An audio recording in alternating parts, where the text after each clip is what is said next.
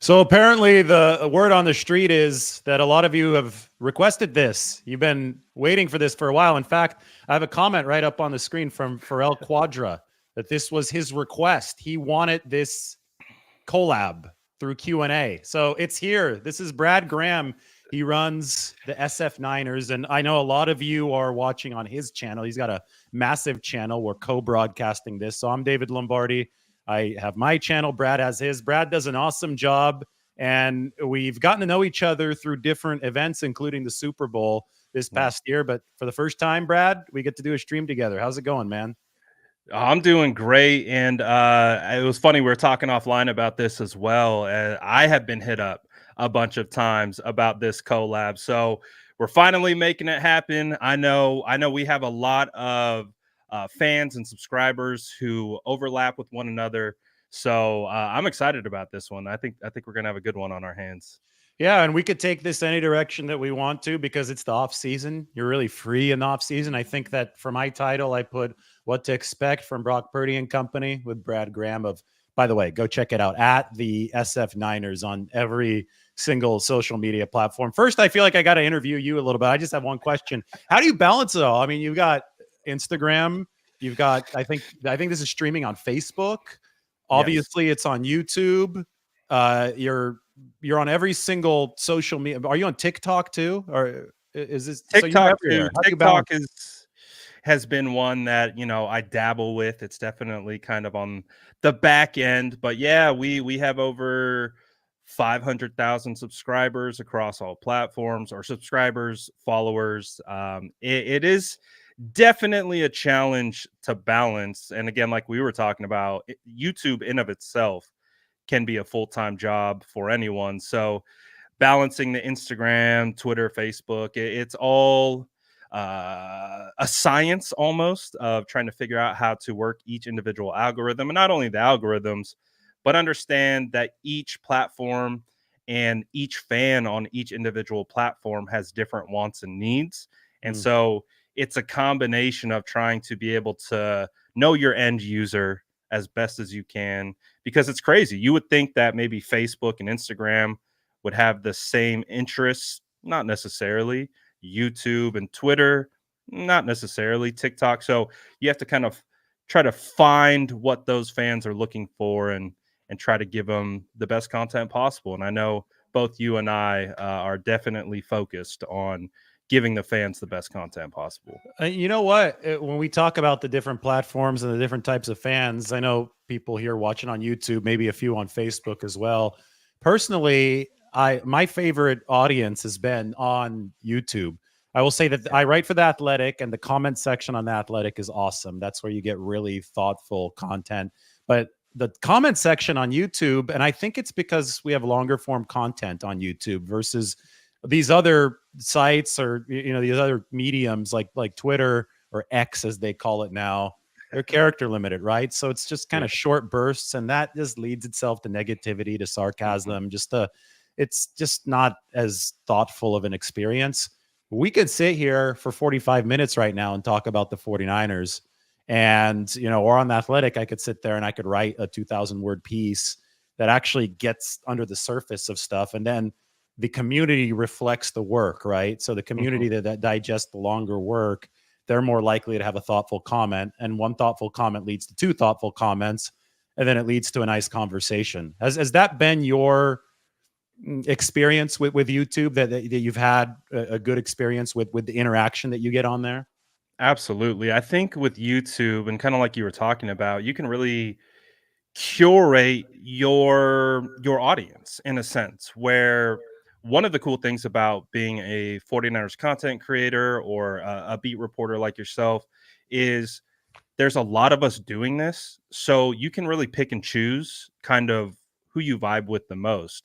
And I really do think that because we're able to show our personality while talking and giving takes and opinions on the 49ers, which is, what we're all here to talk about, it's you gravitate towards like-minded individuals, right? So I think when you look at, my YouTube chat, you look at your YouTube chat, everyone's just kind of vibing, and that's been my ultimate goal, is to create a platform for people to come together and just talk about the San Francisco 49ers. I find it funny sometimes when football can enter that toxic category. And it's like, this is supposed to be an escape for people like you and I. Like, this is both our jobs, and our jobs revolve around this. So we have a serious nature to it, and we take our jobs very seriously. But at the same time, it's a perfect opportunity to bring people together. And, something bad happens, we all go through it together. Something good happens, we all go through it together, and we just experience it. And I think that's one of the coolest things that YouTube offers, is because you can hit so many different levels of that connection, and it allows us to build these awesome communities. And I really do believe that you could put my community, you can put your community up with, almost, any other sports community on YouTube, and the vibes are pretty immaculate. I'd have to say. Yeah, that's really, really well said. And the one linchpin that ties everything together is the 49ers, and not just the 49ers, but the roller coaster ride that they've taken us on over the past 5 years or Good so. way to put it. There have been very high highs. There have been some very low lows. It's not like they've gone 2-14, or I guess now 2-15 with the 17-game season. But one would argue that losing an NFC championship game or the Super Bowl hurts a whole lot more than losing a lot of games in the regular season and not making the playoffs. And the 49ers have definitely fallen in the former category, not the latter category. Even in 2020, when they went 6-10, you looked at all the advanced data, that was still like a top 10 team in football. They were just so injured, and they had bad luck here and there. So they finished 6-10, but it was still a really, really talented team. But you had 2019, 13-3, Super Bowl loss, gut wrenching. I get it. 2020, gut wrenching in its own right, because everybody wanted the revenge tour that was following the 49ers, and they got the injury tour instead. Yeah. 2021, I mean, just 2021 was, to me, still the craziest. That was like, are you a San Francisco Giants fan? Do you follow the Giants? I know you're in the I don't follow baseball closely. If I had to state my allegiance, it would have been the A's, but I'm not going to lie. I've had to revoke my fandom from that franchise. You're Homer Simpson walking back into the bush. 100%. I'm just like, all right, slowly fade away. You were never here, because the A's are they're so poorly run. I can't do it. Since we probably have Giants fans watching, the Giants, when they won that World Series, I think it was in 2012, when they played all those elimination games, they were always like down in a series.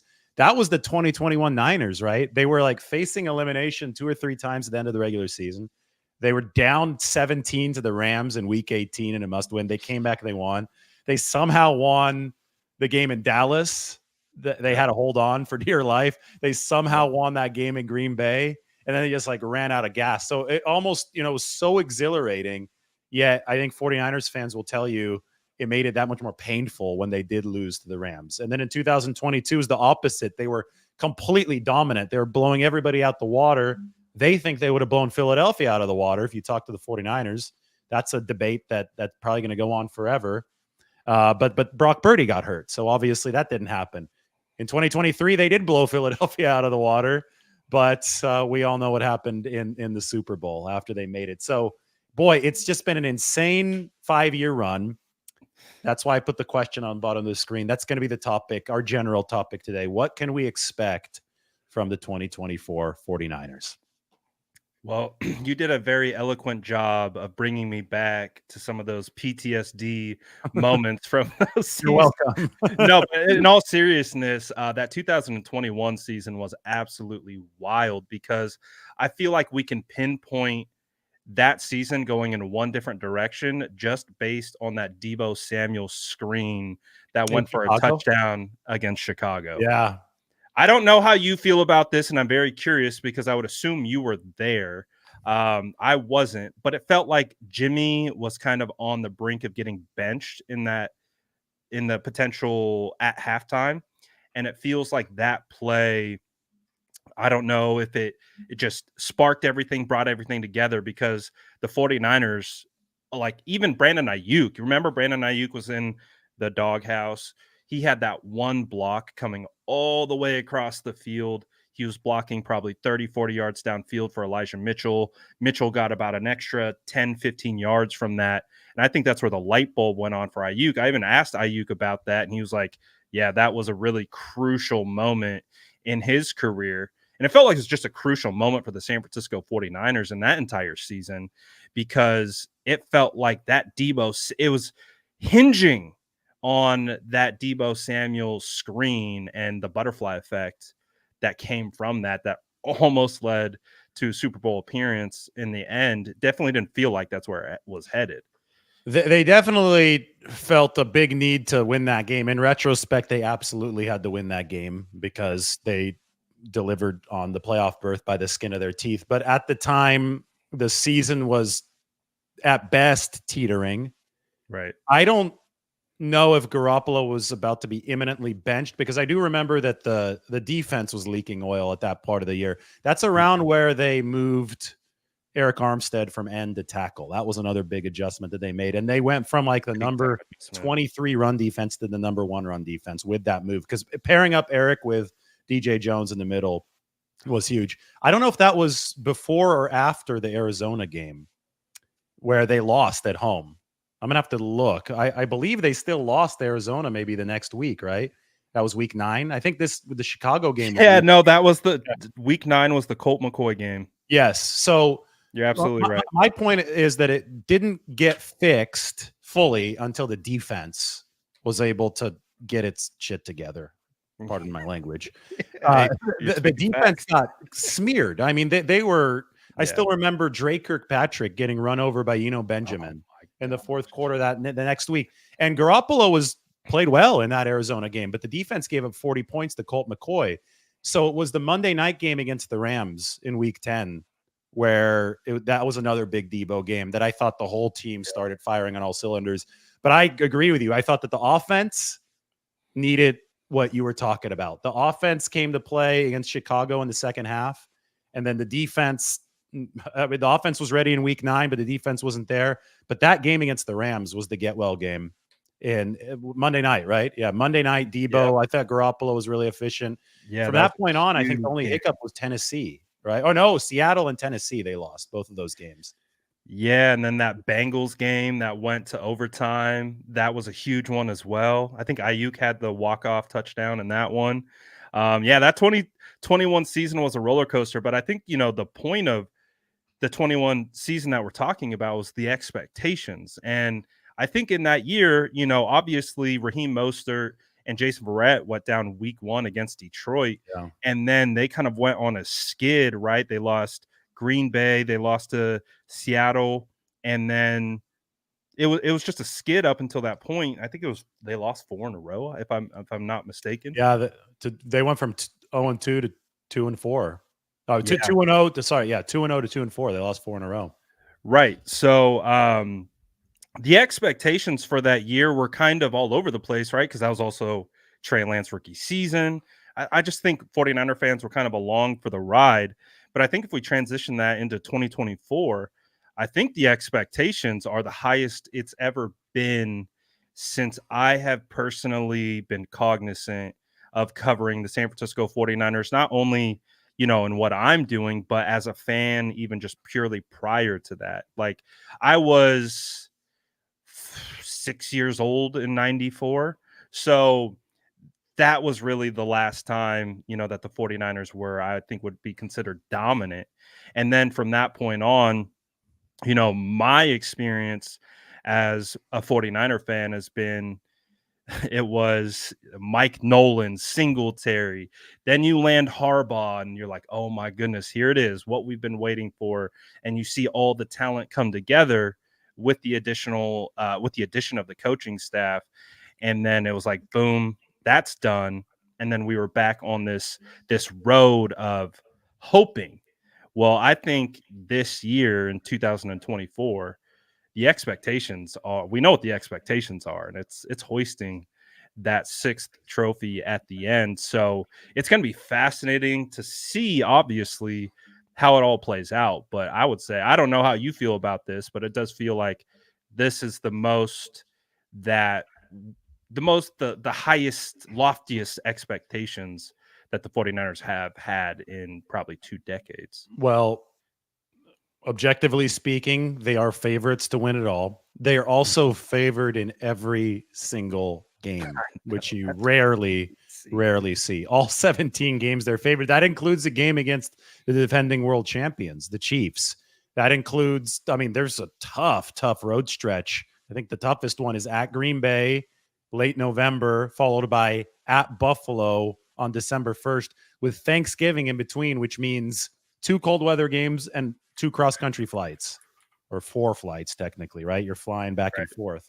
So, I mean, just because you're favored in every game doesn't mean that you're likely to win every game. Hopefully everybody understands that. But for every individual game they're favored, I just think that the tail ends of some of these back-to-backs are going to be brutal, especially when we look at the rest disadvantage that they have against a lot of these good teams. The net rest disadvantage was for 2 straight years has been really tough for the 49ers. So if they do get this done, it will have been earned. They've played 20 games in each of the past 3 seasons. So 60 games in 3 seasons. I think that you look at how they've constructed the team this offseason directly reflects the challenge in front of them. They've just run 3 marathons. They're about to run a 4th. And at some point, your body breaks down if you run too many marathons. So they had to make sure that they got rookies and young players and free agents that are able to infuse them with energy now, right? Everybody that they try to add through the draft or through free agency, there was a really targeted focus on contributing now. And I think that reflects the sense of urgency that you're talking about. Absolutely. And I think one of the spots where I'm really excited to see what they've added is in that defensive line room. Like Yeah. you talked about, yeah, you talked about Eric Armstead kicking down over the 3 tech and how that really changed the complexion, of that defensive line in 2021. Well, it's like he's not here anymore.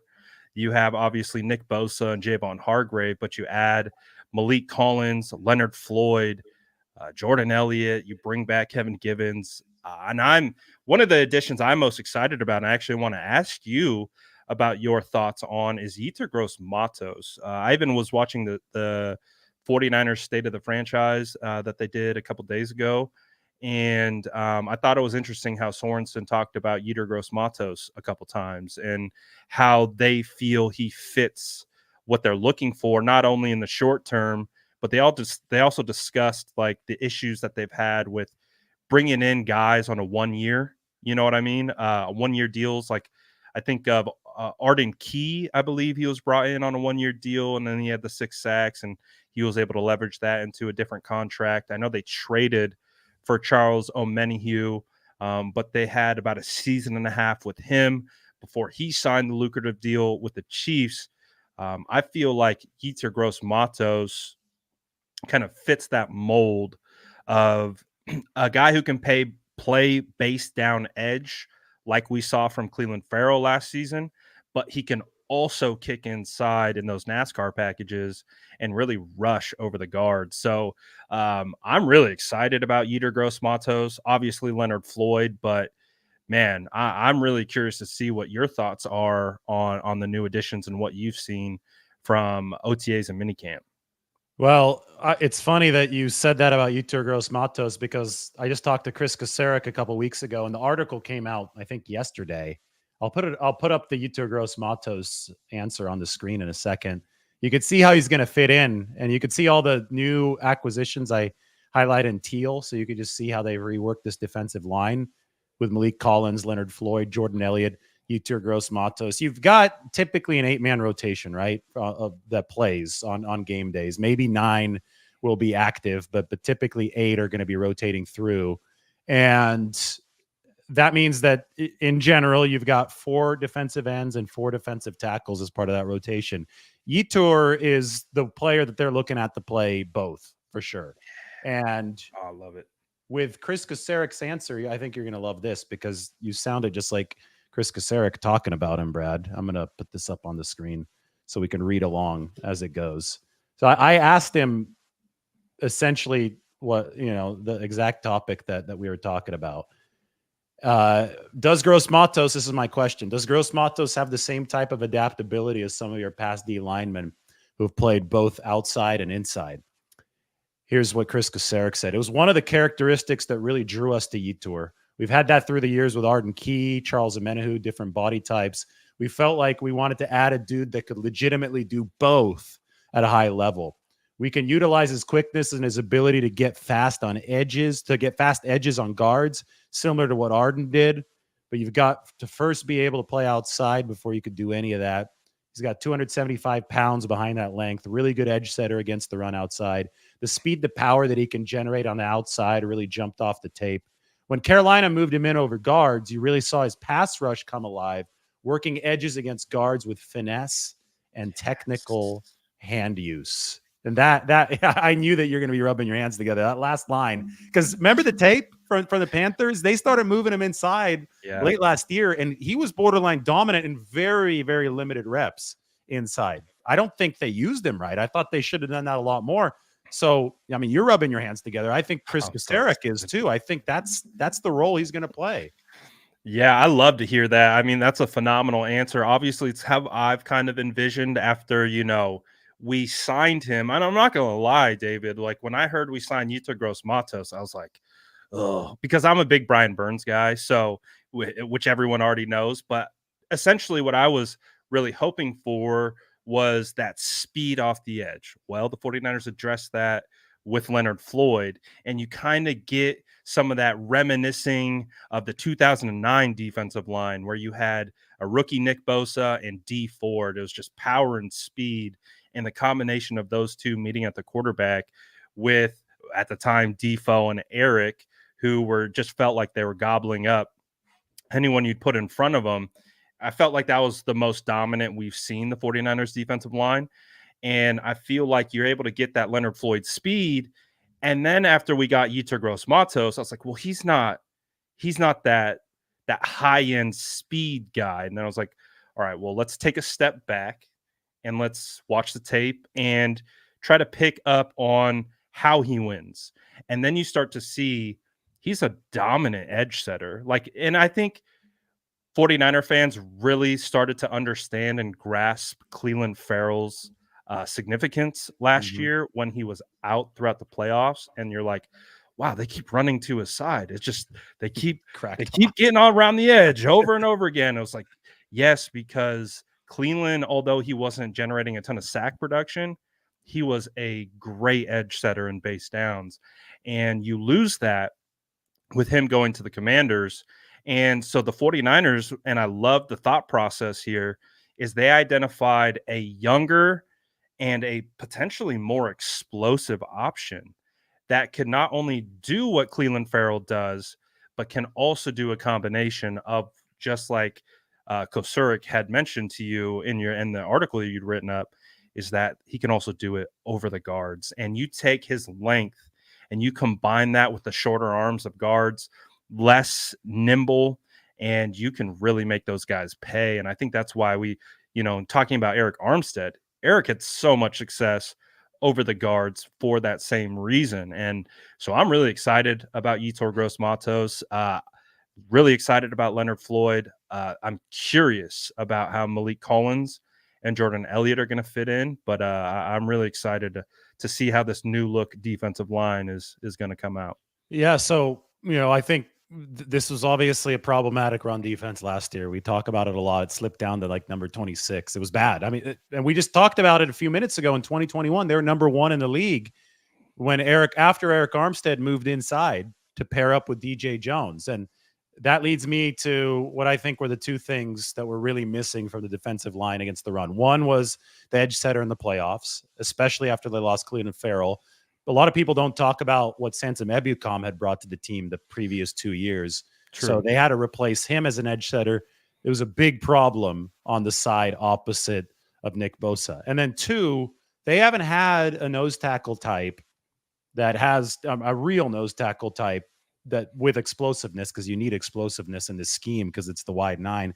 They're far apart, but they haven't had that type of player since DJ Jones. So I think that's been a hole since the end of the 2021 season. They've got 3 prospects in the pipeline now. I talked a lot about these prospects yesterday. We can see here in the defensive line depth chart.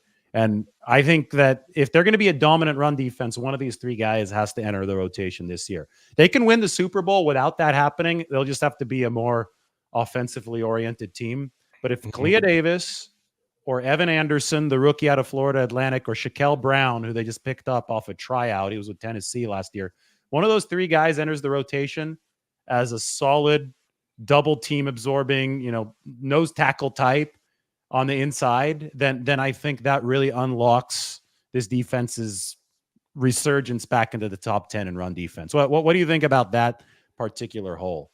Oh, 100%. For me, as being a former offensive lineman, those nose tackles don't get a ton of hype unless you're one of the best in the league, but they really have a substantial role in just taking on double teams and just being able to command double teams. So if one of these guys can come out and be that, this defensive line definitely has an opportunity. And it feels like Jordan Elliott might have the leg up in that potential category of being, the run stuffing kind of defensive tackle that you're looking for. So I'm excited to see how he fits in. But I think we carry the same thoughts as the 49ers. If you can build that front to obviously be impactful in both the pass and run, we'll see a marriage again of pass, Russian coverage. It just felt like that was something that we lost last season. I don't know if we can assign that fully to Steve Wilks or what have you. It felt like the glaring hole for the defense, and they struggled as a result. So if we can get that marriage back, it definitely felt like we had a divorce between rush and coverage. And if we can get that marriage back on track, I think the 49ers defense is right back in the conversation of being one of the better defenses in the entire NFL. It's and really interesting point with Jordan Elliott, who started for the Browns last year. Is with Jim Schwartz in the wide 9. Obviously, they hope that he shores up some of that run defense. He kind of, I think, on paper takes the Kinlaw role. Malik Collins takes the Armstead role. Kinlaw wasn't very good against the run. I thought that all the knee recovery and all that really hampered him most in the run game. He actually developed over time, which was an inverse of what he was early on. Javon Kinlaw developed into a pretty good pass rusher by the end of his time. Kind of surprising, actually. Yeah, it was surprising because everybody expected the run stopping to be Right. his strength, and the pass rushing to be a problem, but it wasn't. So Elliott, it's going to be really interesting. He's about 300 pounds. He's not this. My theory is that ever since they lost DJ Jones, who was closer up to 310, 320, a little bit more of a stout frame, that they've missed that one specific body type. They've had a lot of these long guys, these 6'5" guys that are, I think Eric was like at 290 last year. I don't think Eric Armstead was at 300 pounds. And I think that they've been missing a little bit more of the heavier set guys that could really eat up those double teams. So that's why they've talked about Clea Davis, who's at 310, being a lot like DJ Jones as far as his body type and his explosiveness. You see Shaquille Brown, and he might be the most physically imposing player on the roster. I mean, this guy, he's got some width, right? So it'll be interesting to see if Jordan Elliott can at least somewhat fill that role, so that they don't need one of these 3 unproven players to absolutely enter the rotation. If maybe those guys partially enter the rotation, one of those guys grows into the role, that's great, because it is a lot to ask. Right. A non-rotational guy up to this point, a rookie like Evan Anderson, to contribute right away, right? That's a big ask for anybody, even if you have 3 possibilities. Oh, absolutely. And I think the realistic ask is obviously having the defensive line anchored by Bosa, Hargrave, and Floyd. And then if you can just get, requisite just impact from any one of those guys in any type of rotation, you can imagine that the 49ers defensive line is going to be in a lot better shape than it was in last year. So you referenced, I call them squatty bodies, the shorter, wider defensive tackles. I call them fire hydrants. Coffee cans with arms and legs. You call them a bunch of different things, but those guys are needed. They might not be flash in the pans. They might not have all those crazy technical rips and swims and all that type of stuff, but they control the line of scrimmage. And that is huge for defenses and being able to do everything that we see on the back end. Fred Warner, whoever, being able to fill gaps and do all those things. It starts with guys up front. And and you probably agree with me, David, but we know this game is won in the trenches. So I'm pretty excited to see how the defensive line turns out next year. Let's do the inverse. Yeah, I agree. I've been talking for years about, and I know you have because of your background in line play, but for years, I feel that people kind of shied away from the O-line topic until this past season, really. And this past off season, everybody's acting like they've been talking about the offensive line for years, and they haven't. I know because I follow the 49ers media ecosystem on Twitter, and you're the only person that I could have a offensive line conversation with for years. And now everybody wants to talk about it. But I could put it back up on the screen and we could look at what the roster looks like. You know, many seemed unnerved that they didn't use their first round draft pick on an offensive lineman, but you should never use a pick just for the sake of using a pick. They actually did add quite a significant amount of players to the room over the offseason. The rookies are in green here. This is the O-line, by the way. And the free agents are in teal. And they started with the third round with Dominic Puni out of Kansas. And then they added what I thought was, Jarrett Kingston was in the sixth. He's probably going to be a guard. Puni can maybe play all five positions, but they're going to begin working him at guard. They did add two centers near the end of undrafted free agency, so near the end of the acquisition period, in Drake Nugent and Bryson Mays. So the first thing that I say when I see who they acquired rookie wise along the offensive line is they want to immediately try to improve the right guard position, and I probably should shuffle this around and put Puni at right guard. But right now it's a little bit of a mess because Brendel's hurt and Feliciano's playing center, and who knows how that's going to shake out. But I think that they could immediately improve one of the guard spots, probably right guard.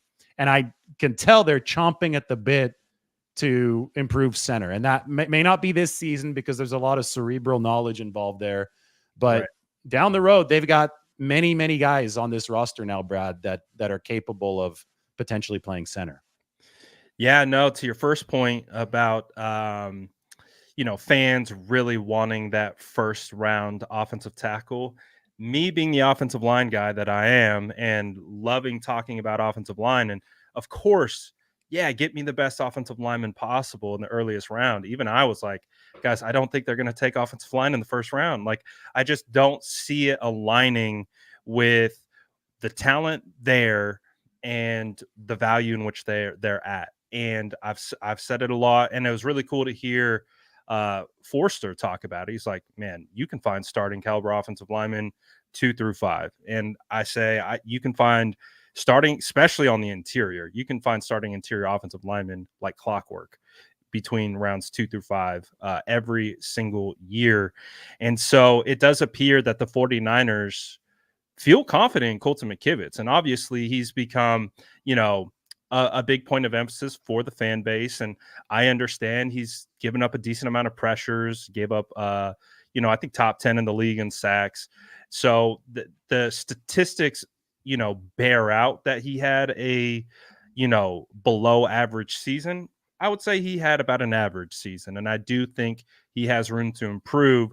So it does feel like the 49ers are really angling to find the right combination on the interior. Because based on the way that we watched the offensive line play out last year, there just wasn't a whole lot of continuity. Aaron Banks was in and out of the lineup. I think he was suffering with like a turf toe injury for a majority of the year. So that had Feliciano going to left guard, and then Burford would be out, and then he would switch back. And there just hasn't been enough continuity for me on the interior. So what I'm really excited about seeing is, how do they attack this? Is it a scenario where we see Feliciano maybe bump to center and they feel Dominic Puni can play right away and they put him at right guard? Or does Jake Brendel, who I would say had a up and down season last year, does he rebound and have a better season than he did last year? It's going to be fascinating to see how it ultimately plays out. But my biggest thing with this group is if they can figure out who their starters are as quickly as possible and get these guys repping in training camp, throughout preseason, joint practices, to ensure that they are on the same page right out the gate. That's where I could see this offensive line group absolutely taking a step forward than what they did last year. I just think it's a combination of pretty inexperienced in the grand scheme of things outside of Trent Williams, inexperience and lack of continuity just ultimately played a huge role in how the 49ers offensive line is operated. So I'm hoping that with additional continuity and really understanding what they want to accomplish there, we could definitely see an uptick from that group in regards to offensive line production. I think all the signs point to this group can be better with who they have. So I'm excited to see what that looks like this year.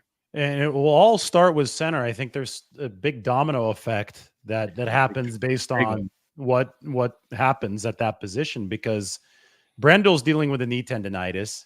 I thought he was really good in 2022. I thought that he took a step back. I wonder if he was dealing with the knee already in 2023. Right now, or at least over the spring is now wrapped up. Feliciano was the first string center with Brendel out. But Feliciano missed a couple practices there at the end during minicamp. So they actually had this guy over here, Ben Barch. He's a veteran. They poached him off the practice squad. They had him as the first string center. And that's a whole dark horse wild card scenario that absolutely we need to talk about, because Ben Barch was a drafted player for Jacksonville who dislocated his knee a couple years ago. And then the 49ers signed him off the practice squad, but he wasn't at full strength yet last year because he's coming off a dislocated knee, right? So anybody, especially a guy that size, that's a significant injury. He's getting stronger and stronger physically. He's getting further away from that injury. This is a drafted guy. Like he had enough talent for an NFL team to use a mid-round pick on him. And again, that was back when he was playing mainly guard. At center, you might not need as much strength. You might not be in as many hand-to-hand battles at that center position. It's more about the cerebral command of the position. So between Brendel, Feliciano, and Barch, there are 3 veteran options at the position. Then they have all the rookie options they'll be developing. But whatever happens at center might impact what happens at right guard, because if Feliciano is playing center, I think right guard is wide open. Burford could, just like McKivitz can take another step. They think that Burford might be able to take another step this year. So they got to give him that chance. And then we got to talk about Dominic Puni. Did you like his tape from Kansas? Because when I met him, Brad, the first thing I said was, this guy does not look like he needs to go through an NFL conditioning program. I meet a lot of rookies and I'm like, okay, give him a few months. They got to rework the body. This guy doesn't, rock solid body. He looks like he's already been through an NFL program for a couple years. And that makes me think that he could plug in where they might need him to this first year. Yeah, I think I watched 4 games of Dominic Puni's senior season, and I came away really impressed. Now, there's obviously areas that he can improve upon, but playing left tackle position, based on his technique, you could really see that he was going to be slated to be a guard in the NFL. Now, obviously, he can play the tackle positions if needed, which is a huge positive. But when you watch him, you can see that from you've heard the term before, David, the dancing bear term. Like, I felt like he really resembled that, right? Because he's 6'6", like you said, he's built extremely solid. But man, when those hips got to moving in pass protection, that's one of the main things that I key on for trying to discern physical attributes for offensive linemen, especially in pass blocking. Is it's kind of like a cornerback, right? If you got rigid hips as a cornerback, it's probably going to be tough sledding for you, going up against some of these top wide receivers.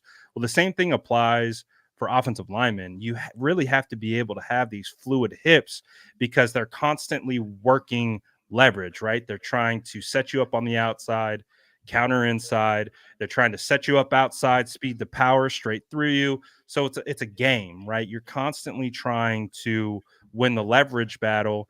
And with Dominic, you could see right away whether it was inside moves, counter outside moves, he was right there with them. And that's one of the hardest things to do as an offensive lineman is mirror a defensive tackle who's throwing games at you. And you could see it didn't matter what game it was, Dominic was right there for it. So my only thing with him is he can get a little bit high getting to second level. So you just want to drop those pads a little bit. But Aaron Banks had the same issue in his first year as a starter, and he was able to correct that and get better at that as the season progressed. So it's something you can work on. I think when you watch him, he has all the tools that you want for a guard. Like he's really built solid to play the guard position, and especially from a pass blocking standpoint. I think the coaches talked about that as well. So it kind of marries up. And so Dominic definitely, if he can understand the playbook and really understand, and when I say that, it's like the nuances, and I think that's where Burford has struggled. Burford has all the physical tools and attributes that you want from an NFL guard offensive lineman.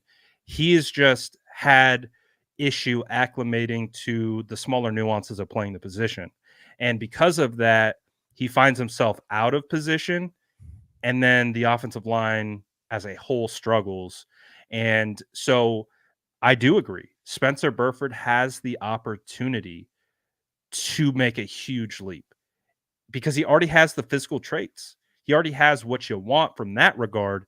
If he can just lock in to doing exactly what's expected to him every single play, he could absolutely be the starter. So it's gonna be a nice. I think they're open to the competition. So I'm really excited to see who wins it because I do think it's up for grabs. I don't look at anyone in that right guard or center spot where they're just like, this is Alex Mack. This is, uh, I don't know, another guard that we've known to be locked in there. So it's like I do think that there's open here, and Dominic can do it. I think Ben Barch is a quality prospect as well, like you talked about, and Feliciano's just as consistent as they can be.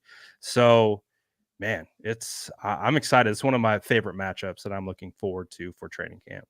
Well, let's just visualize what's at stake here. This is my favorite chart. I'm sure that you've seen this one floating around, but this is pass block grade on the x-axis. So the worst pass blocking that a QB has in front of him by PFF grade, the further his dot's going to be to the left. And then quarterback efficiency is going to be the vertical axis. The 49ers didn't have good pass protection last year on the aggregate, yet Brock Purdy was still up here. This is insane, by the way. Everybody, take a look at this, study it. If you don't understand it, put it in the comment section, and I'll explain it a little bit more. But Brock Purdy, even with substandard pass protection in 2023, put up these kinds of efficiency numbers.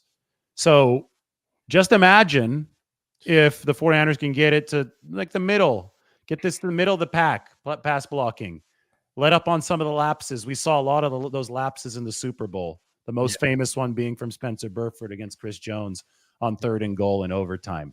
So if you could get Purdy's dot over here on the X, you probably can get his efficiency completely off the charts. You could talk about a historic season if you could get that kind of protection in there. Now, I don't expect the 49ers to have top-level pass protection given the personnel. It's largely the same, but there are some improvements that it looks like they might have made, and obviously they have a year to develop. But if they can just nudge it up a little bit, I think that the path is paved for Brock Purdy. And I guess that's a good way to transition this to a discussion about the quarterback, because despite the fact that they did have these flaws that we're talking about up front, Brad, the QB was awesome last year. I mean, every single piece of data that you look at regarding Brock Purdy seems to be staggering in its own different way. But this next season is going to be his third, and he has a full offseason under his belt, and maybe, just maybe, he'll have a slightly better offensive line. Oh, absolutely. And I love it too, because you're a big data guy, and I absolutely love and respect how you break down this information. And for me, I'm a big film guy. So I loved what I watched from Brock Purdy last season, and especially from the start, because it was a progression. And I know you were there at training camp last year, David, and you could see that not only was Brock Purdy on a rehab schedule where he wasn't practicing every day of training camp, but you could see he was working his way back. And even heading into the season, I would say even that Rams game, week 2, where he missed Ayuk deep, he missed Debo deep, he missed Jawan on a deep and breaking route. You could see it was just him settling in and trying to find that touch and that rhythm. And as the season continued to progress, you could see that he was getting more and more comfortable with his placement on the throws. And as you continue to watch Brock Purdy play throughout the year, and obviously had his ups and downs, but I think the expectation for 2024 is Brock is going to get better. And if you can add things like the improvement of the offensive line, not only in the passing game, obviously that's a great benefit, but if you can be more efficient in the run game, Mm-hmm. then your play action has way more potency than it did before. And we know Brock is phenomenal at play action. I bet you have some stat that indicates how good he is at play action. Um, but essentially is if you get this marriage of the offensive line pass blocking and also run blocking better, it is only going to help Brock Purdy. And not only that, Brock Purdy is going to get better on his own and he's going to continue to evolve. And I've talked about it quite a bit this offseason. I really think that we're going to see Brock Purdy pushing the ball down further, which he already led the league in multiple metrics in that regard of pushing the ball downfield. But I think on the field, he is going to be more comfortable, have better timing with his wide receivers, and he's not rehabbing anymore. He's not like, can I do this? It's no, I can do this, and I'm gonna do it. Just watch me. So I really do think Brock Purdy is going to take a step forward next year. And it's funny, people are expecting the shoe to drop, and I'm just like, guys, he's not even to where he is full potential. Like he still has tons of growth, not only as a quarterback from a maturity standpoint, from leadership standpoint, all these different areas he can improve upon. And that's what has me most excited for this upcoming season is that I think Brock can take a step forward and really perform even better than he did last year. You want it? You asked for it. The play I action. want it. I was You trying to want set it? you Here it up. goes. All right. League leading 77.3% completion rate out of play action, 10 yards per attempt, 10 touchdowns, and only 1 interception. His grade off of play action was the highest in the league, 94. That's PFF's grade. So the other stats are just stats. That Right. the grade is more subjective, just putting it Of out course. there. He also had one of the highest running grades in the league. The top 5 runners, as far as run grades off of play action, were Jalen Hurts, Lamar Jackson, Brock Purdy, Patrick Mahomes, and Bryce Young. And what that tells us is that Brock understands what's out there. At play action, you're often turning your back to the defense and from your receivers for a split second as you're faking the handoff. So then you have to reacquire what's going on. So if you've got a really good run grade out of play action, that tells me that you have quickly processed what's happening downfield coming off of the play fake, and you know if you should run, you know where you should run, and you also have the necessary athleticism and the toughness to run and do it effectively. And that's where Purdy was. So he's the most accurate passer from play action. He's one of the best runners from play action. And he also made some big time throws. He had, I think, 7 big time throws out of the play action. So, and a very, very low turnover worthy play rate, only 1 interception. So the data backs up exactly what you saw on tape there with play action and Brock Purdy. No, I'm so excited. Even hearing that again, it's the combination of being able to take the advanced analytics and put it together with what you see, and it's just like it's all there for everyone to be able to understand. And it's funny how we find ourselves still with people, and I don't even whatever about other people's opinions of the quarterback, But it's funny that people still make the argument against him. However, I do believe that Brock is going to take that step forward. Can you mention a little bit about, quickly, the leadership that he's shown at OTAs? Because I think I was watching one of your videos after camp, and I think you were talking about the leadership and what he was bringing to the table. What does that look like? What does that feel like when you're out there on the field, when you're seeing it? Well, here's one thing, and I'll rewind. I started my career covering Stanford, and they had Jim Harbaugh, and then they had Andrew Luck. And the most impressive exhibition of quarterbacking that I've ever seen was actually a game that Stanford lost. It was the 2011 Fiesta Bowl. They lost to Oklahoma State. They missed a field goal at the very end, but Luck did everything to put them into position to win the game. He went 27 of 31 with 3 throwaways and 1 tipped interception, and the tipped interception was off of his receiver's hands. So it was a perfect game from the quarterback standpoint. The throwaways were intentional, and the interception wasn't his fault. He did not do anything wrong all game. Big time game, Fiesta Bowl, national stage. Every single time that Andrew Luck was handling the ball in that game, there was just this aura coming from the field of, if you're rooting for Stanford, everything's going to be okay. Now, if the game is out of his hands, it might not be okay, and they missed the kick, right? So that's why they lost. But everything about the way that he carried himself, and just, it's this confidence that emanates from quarterbacks, the great ones, that overtakes the whole field. The defense feels smaller. The defense feels like they're stuck in a little bit of quicksand because the way that quarterback is processing, and then obviously his athletic ability to take advantage of what he sees, is really, really obviously there. It's tough to fully quantify. Obviously, the statistics do quantify it to some degree, but you can't fully quantify it unless you're, I think, actually at the game, because you could see everything develop and you could see how well the quarterback and how confidently he's commanding that. Now, extrapolating that to Brock Purdy, I think that you have to do that for a certain period of time to fully exude that confidence, and for your teammates to fully buy into that confidence so you can be the leader that you're talking about. Purdy did it really well, as far I'm talking about commanding what's going on the field in 2022 over the back half. He did it really well in 2023, and I think he got better from 2022 to 2023. But it hadn't been until now that 2 things have happened. A, he has, I think, a critical mass of games under his belt for his teammates to fully respond to him as the alpha leader of the team. It's not just a 5-game flash in the pan or 1-game flash in the pan. It's been a season and a half of MVP caliber play. 2, this has been the first time that he's had an off-season program to actually work with the 49ers, because he's not rehabbing and he's not the 4th string quarterback as he was in 2022. Right. Both of those things, I think, have combined to give me that same feel that I had watching Luck in that Fiesta Bowl when I watch Purdy on the practice field now. I feel that he is the gravitational center of what's going on, and his teammates respond to it in that way. It's not like a verbalized thing. It's just something that I feel when I'm watching it. You said it perfectly. Aura.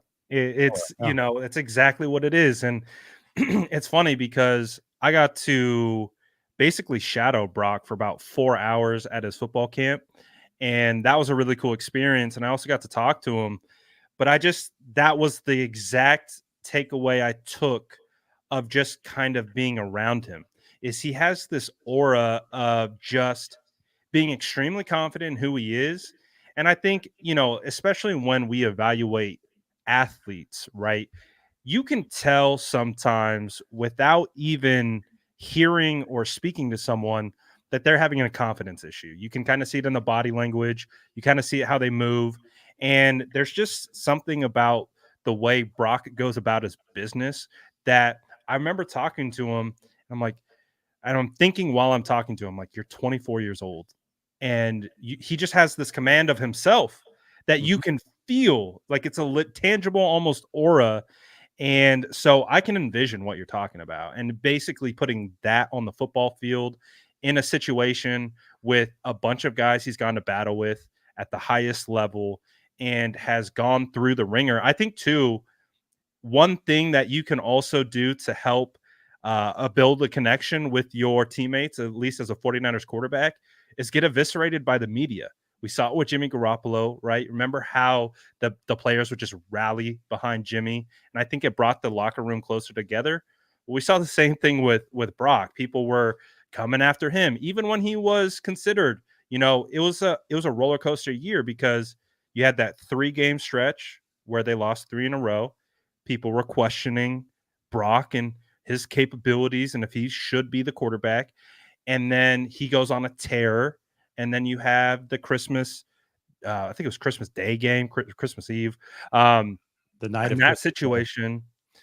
And every step along the way, his teammates had his back, right? And I think they got to see how he handled those live bullets. And that, of course, you and I know very well that football players really react to action.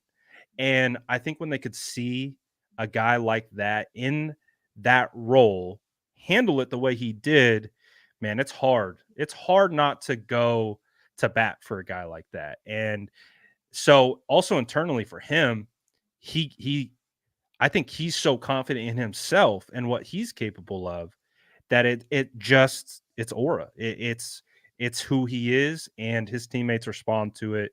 And to have a quarterback who's 24 years old, who's done what he's done, regardless of where he was drafted. I mean, you talk about a great situation for the San Francisco 49ers moving forward.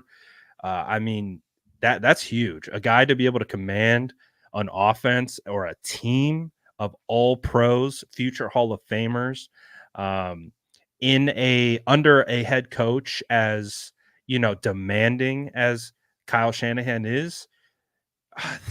It's a great spot to be in, man. And a guy like that, you can only expect to get better. Listen, if you have the quarterback that's capable of winning a Super Bowl and the coach that can lead you there, that's what you need in the NFL to give yourself a shot every single year. And then some stuff has to break in your favor, but there's not a lot of teams that have that battery, the coach quarterback battery, right? And the 49, obviously you try to surround that battery with the right talent, and the 49ers have a lot of it, but I don't think anybody credible is questioning Kyle Shanahan's ability to call the plays and obviously bring the right guys into the building. Obviously, he makes mistakes. Obviously, he's got his flaws as a head coach, but he's still a damn good coach based on where the 49ers are now versus when he took over. And then you've got Brock Purdy. And I think that I just have to put this up here again. It's so hard. It's crazy. It's impossible to argue with the tape. Like, just put on the tape and you'll see Brock Purdy doing stuff that prime Russell Wilson was doing as far as escapability, but he's also now delivering consistently from the pocket. The only way that you get up to this spot on this graph, no matter where your pass protection is. I mean, it'd be impressive if he was over here in the upper right with Jalen Hurts' pass protection. Right. He'd still be ahead of everybody else, but he's here even despite the fact that the pocket was collapsing on him. So you watch the tape with Purdy, you look at the data with Purdy, and you say, yes, this is a guy that you want to have on your team, especially on a rookie contract, which is what they have right now. So they've got both of those pieces in place, Brad. And when we talk about what to expect from the 2024 49ers, I think that zooming out and looking at it that way, they've got Shanahan, they've got Purdy, and then they've got stars around both of those guys. That's why they're favored in every single game. That's why they're favored to win it all. Will they do it? I don't know. But they've had really good shots over the past few years. And there is that urgency now. There is that pressure now. It's like, okay, you better go kick down the door in 2024, given what's happened in the last 5 years.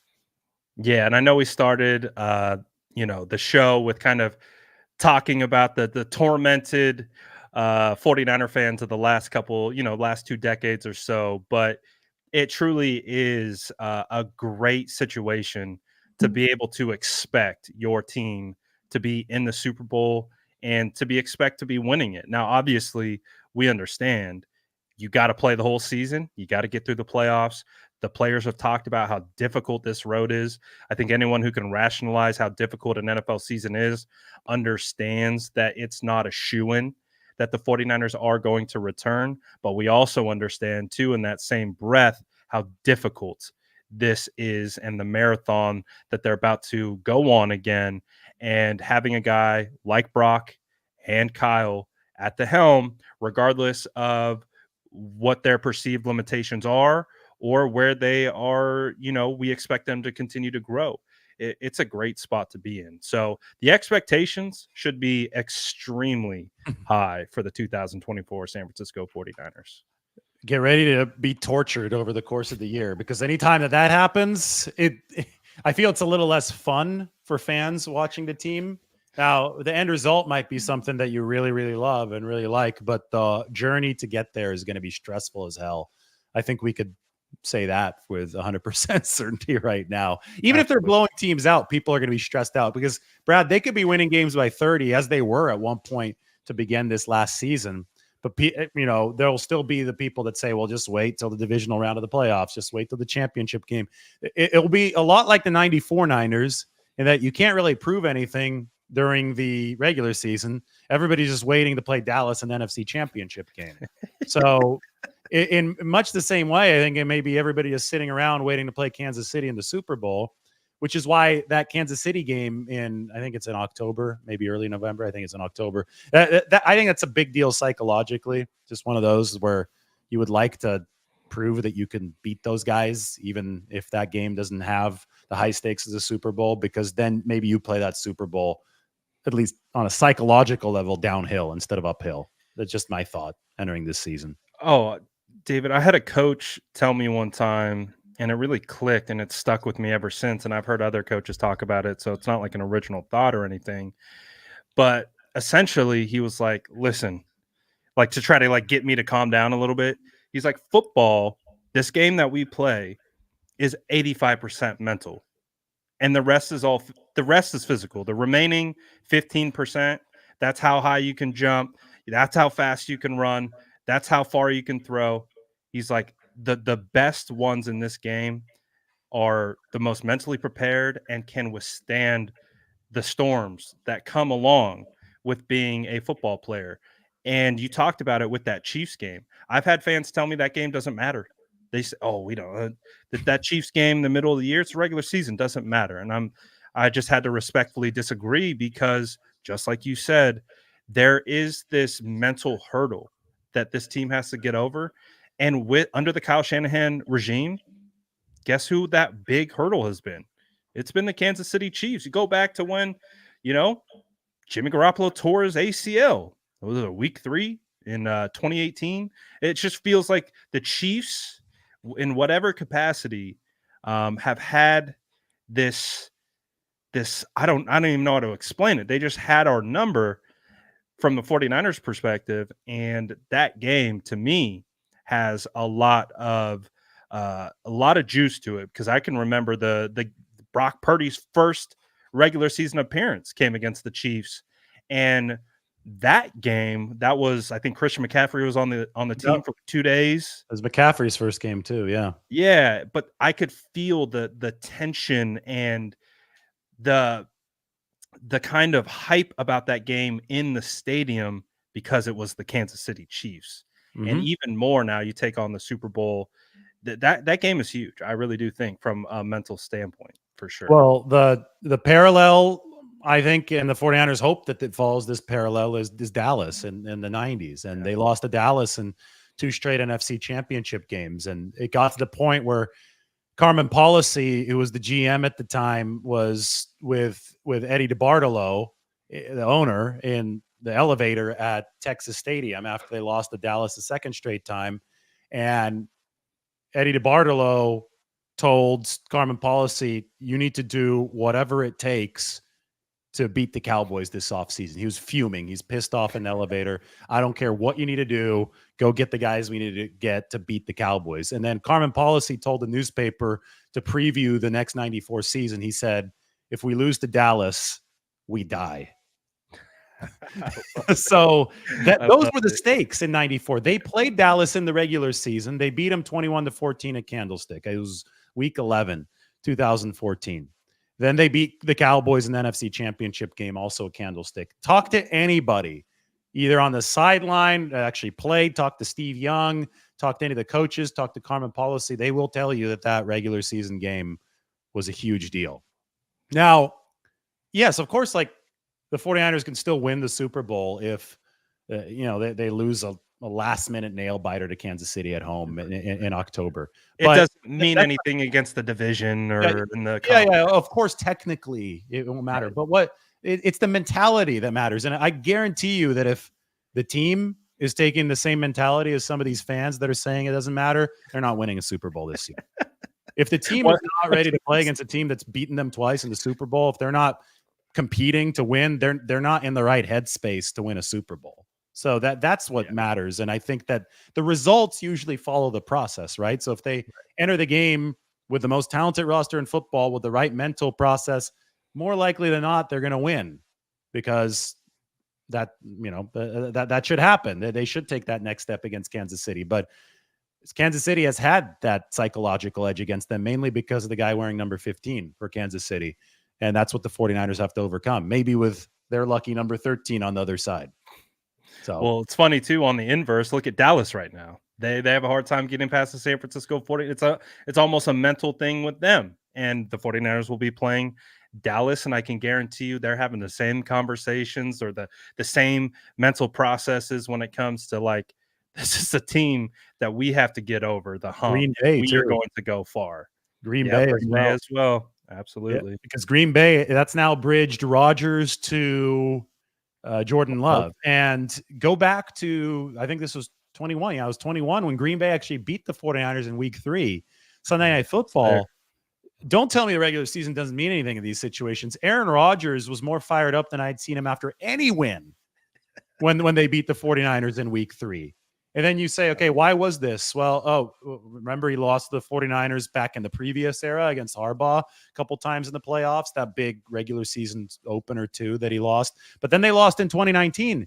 So Rodgers and the Packers beating the 49ers in that week 3 meant a whole heck of a lot to Green Bay, to the point, I mean, it set up that divisional round, and the 49ers were able to still hang on to their advantage, but barely, in Lambeau in the snow. But these games matter to these guys. And I think a lot of times when you hear fans saying they don't matter, there's almost a little fear behind that. They want to, they're so disappointed by the 2 Super Bowls that they're trying to temper their expectations and be like, we weren't trying anyway if those guys beat us again. You're not getting over the hump if that's how you're thinking, if you're the actual team, though. Oh, you hit it on the head. Absolutely. I think that is the perspective, is that there is fear there and they know what it is and they're just not trying to openly speak it out there. But I love the tie-in with the history, and man, I'm really excited for this season. Obviously we got some time before the season starts, before training camp kicks off, but there's never a dull moment with this team. So we'll see how everything plays out before we get to training camp. We will. I'm about to put something up on the screen here to mark the end of this show. There you go. Check out Brad at the SF Niners on like every single social media platform.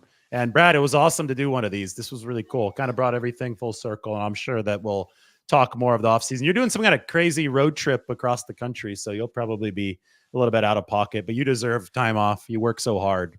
Thanks for joining me.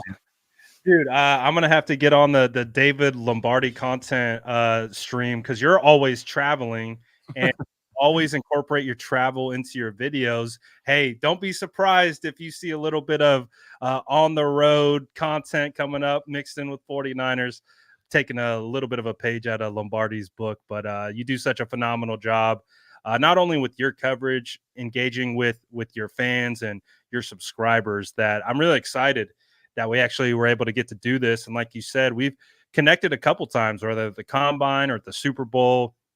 And so it's been fun being able to actually get to talk some ball for an extended period of time. And I had a blast doing it. Seems like everyone in the chat had a good time as well. So hopefully we can do it again soon. Yeah, man. Awesome. Well, everybody, thank you for joining. This is Brad Graham at the SF Niners. Check it out and wish him luck on his road trip across the country. I can't wait to watch that, by the way. I'll be tracking where you're at based on the backgrounds of the videos. Hopefully you get some news on the way so you could spice it up a little bit. All right, Brad. Thanks again, everybody. We will talk to you very soon.